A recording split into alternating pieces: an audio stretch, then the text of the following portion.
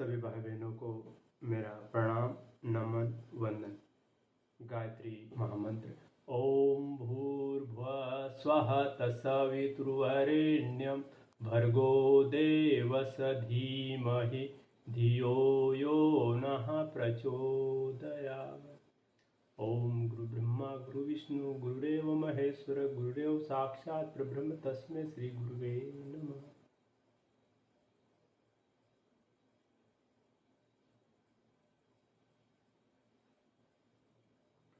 भाई बहनों,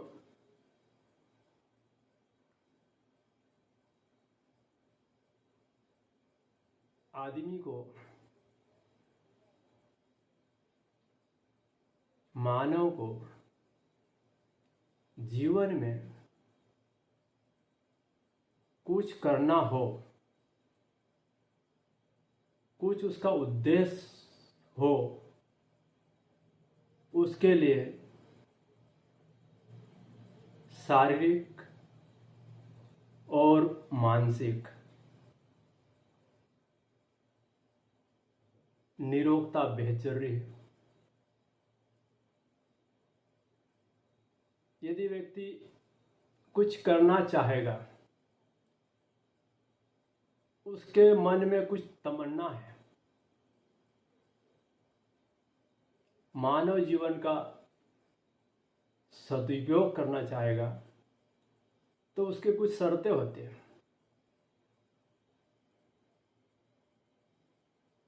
शर्तें, कंडीशन में हमें किसी भी कार्य करने के लिए,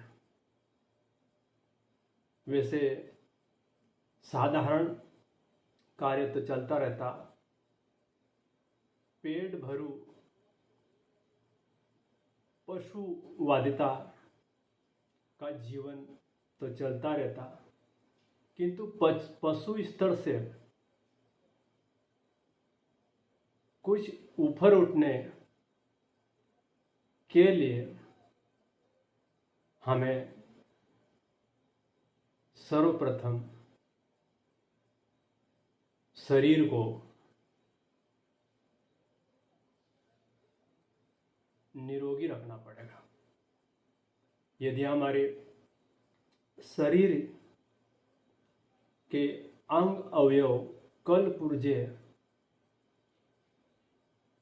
में यदि खराबी आ गई, तो हमारे मन में जो तमन्ना है वो अधूरी रह जाएगी।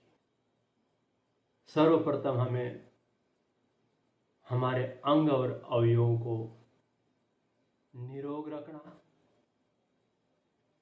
इनके लिए योग आसन, एक्सरसाइज, कसरत की आवश्यकता पड़ती, जिससे हमारे मर्म स्थल की सफाई होती रहती और मर्म स्थल में चेतनता बनी रहे। चेतनता बनी रहेगी तो हम निरोग रहेंगे। हमारे अंग और अवयव में निरोगता बहुत जरूरी है।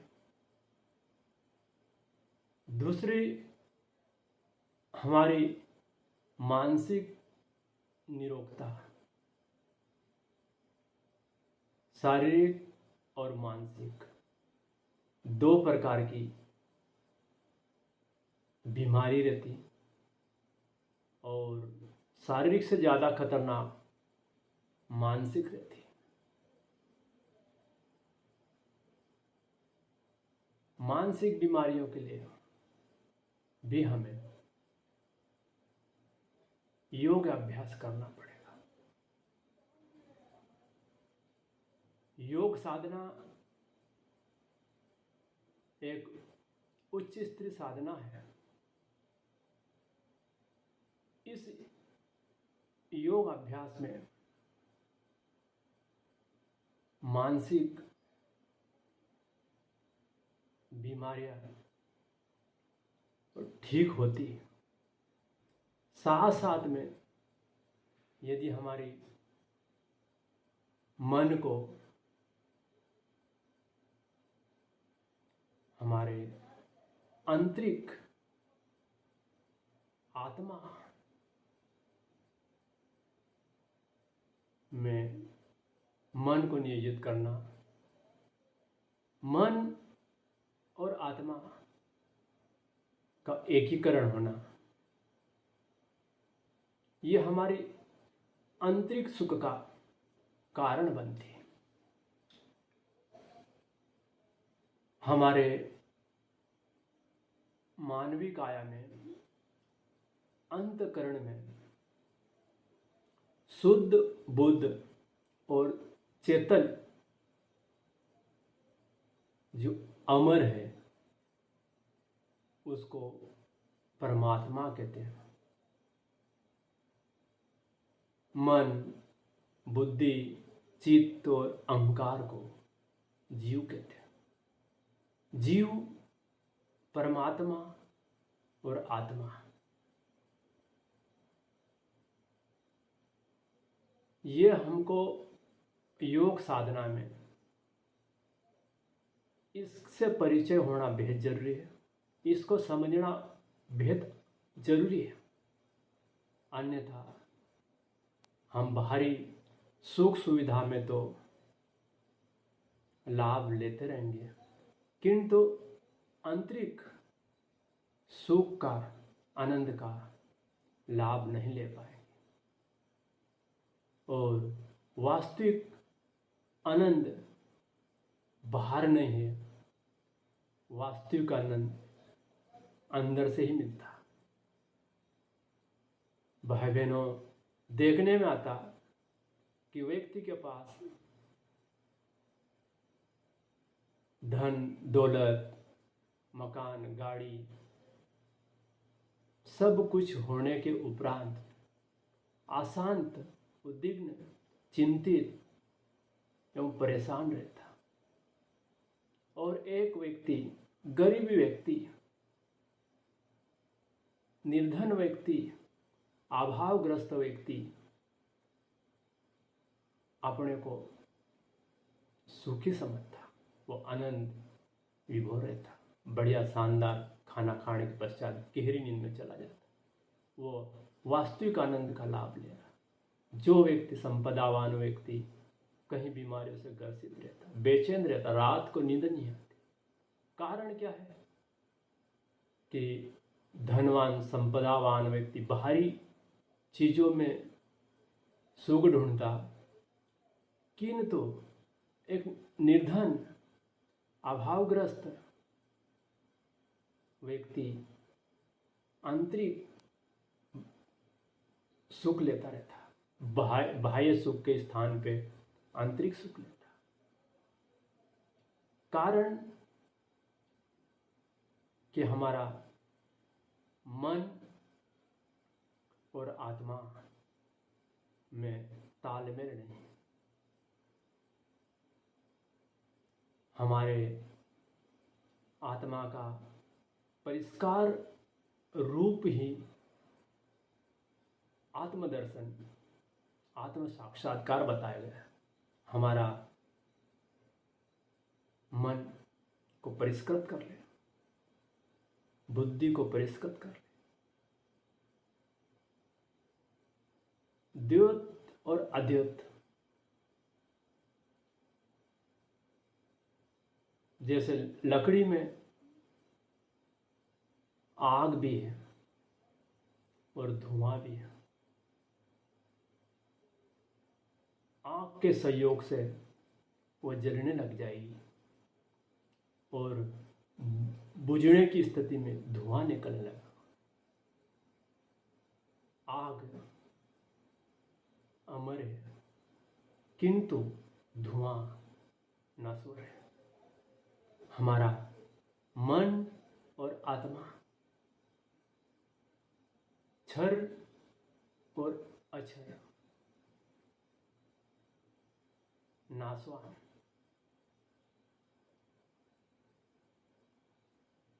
नाशवान जो धुआं है वो द्योत है, अद्वैत और द्योत, यदि लकड़ी जल रही, आग निकल रही, धुआं उसमें नहीं हो रहा, वह अद्वैत हुआ। और आग के साथ में यदि आइट साइड से धुआं निकल रहा तो द्वैत हो गया। एक ही में दोनों गुण हैं। उसी प्रकार हमारे शरीर के अंदर मन और आत्मा का दोनों स्वरूप है, किंतु एक अद्वैत द्वैत की भावना में एक दूसरे कार्य करते रहते हैं। मन अपनी अलग ही पहचान बनाता रहता है।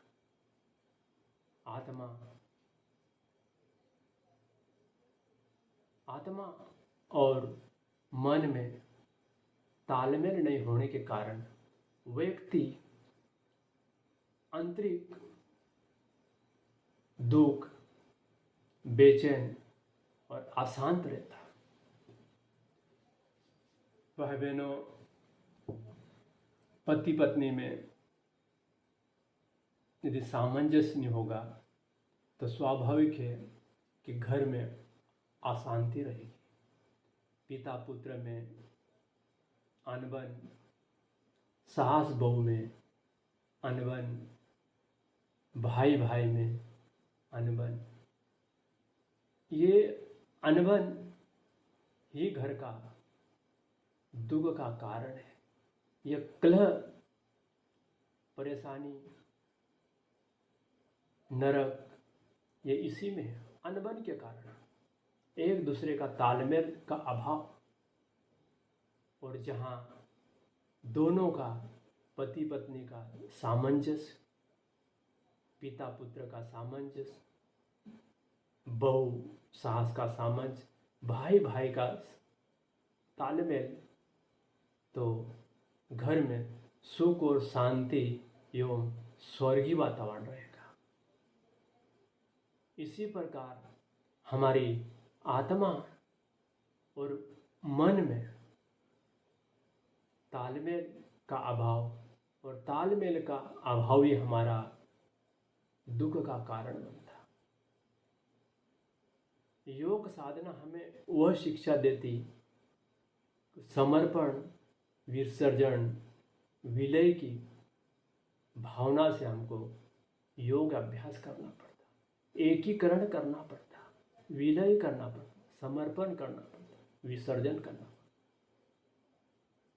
द्वैत के हटा के अद्वैत में हमारे मन, मस्तिष्क और अंतःकरण को स्थापित करना पड़ता। भाई बहनों, ये संसार की गति ऐसी चलती रहेगी और इसी संसार की गति में हमारा समय निकलता जाएगा और हम इसी समय की काल चक्र में हम पीस के रह जाए।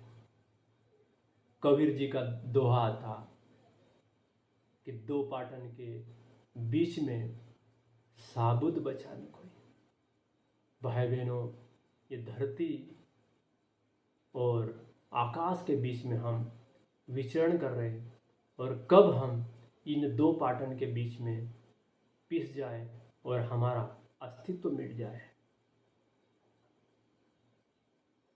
हमारे ऋषियों ने, हमारे गुरुदेव ने हमें यह बताने का प्रयत्न किया गया कि व्यक्ति अमृत को प्राप्त कर सकता है, अमर हो सकता है। भाई बहनों, शरीर तो अमर नहीं होगा, किंतु उसकी जीवात्मा का उद्धार हो सकता है। जीवात्मा का उद्धार तभी होगा कि मन और आत्मा का एकीकरण करें, द्वैत को हटा के अद्वैत में इस भावना के साथ में योग साधना करनी चाहिए। और योग साधना हमें शांति, सुख और आनंद की अनुभूति कराता है। साथ साथ में हमें यह आभास कराता है कि मैं द्वैत नहीं हूँ, अद्वैत हूँ, मैं एक हूँ, मेरा मन, मेरी अंतरात्मा एक ही है और मैं अपनी अंतरात्मा की आवाज़ को, मैं अपनी अंतरात्मा के निर्देशानुसार मैं कार्य कर रहा हूँ। यह भाव विभोर होकर योग साधना एक उच्च स्थिर साधना है और योग में उसको गोते लगाना पड़ेगा। भाई बहनों, योग साधना की कुछ भ्रांतियां भी हैं। इस भ्रांतियों को हमको समझना होगा। हमारे मन मस्तिष्क में ये धारणा बनी हुई थी कि योगी वही व्यक्ति होता जो अपने वस्त्र छोड़ दे, बड़े बड़े बाल जटाएं कर ले और घर को त्याग दे और जंगल में एकांत में वैराग्य धारण कर ले, उसी को योगी हमारे मन मस्तिष्क में हमारा विचारणा बनी हुई रहती। भाई बहनों, योगी वह व्यक्ति होता जो दोनों चीज़ को जोड़ने का प्रयत्न करता, आत्मा और परमात्मा का, पति और पत्नी का, प्रकृति का, पुरुष से प्रेम की अनुभूति होती, सुख की, आनंद की अनुभूति होती योग साधना से। और ये योग साधना सर्वसाधारण के लिए गुरुदेव ने योग साधना के माध्यम से वैसी व्यक्ति कैसा सुखी, संतोष और आनंदित रह सकता है, योग के बारे में हमको जानना होगा। योग की महर्षि पतंजलि ने 8 भाग बताए और 8 भाग में से हमें